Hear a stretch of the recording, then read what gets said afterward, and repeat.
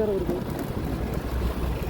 மறுபடியும் சுற்றி வண்டியாக நிற்கிற வரைக்கும் போயிட்டு மறுபடியும் டிராஃபிக் மக்களே.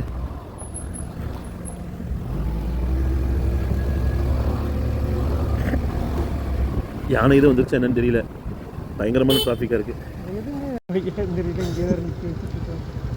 ஒரு விபத்து மக்களே, ஒரு வண்டி வந்து ஆக்சிடென்ட் ஆயிடுச்சு. போலீஸ் எல்லாம் ரெடி பண்ணிட்டு இருக்காங்க. அதுதான் இவ்வளோ டிராஃபிக்கான காரணம். ரெடி பண்ணுற வண்டி வந்துருக்கு. நம்ம முன்னாடி போய்க்கலாம்னு நினைக்கிறேன்.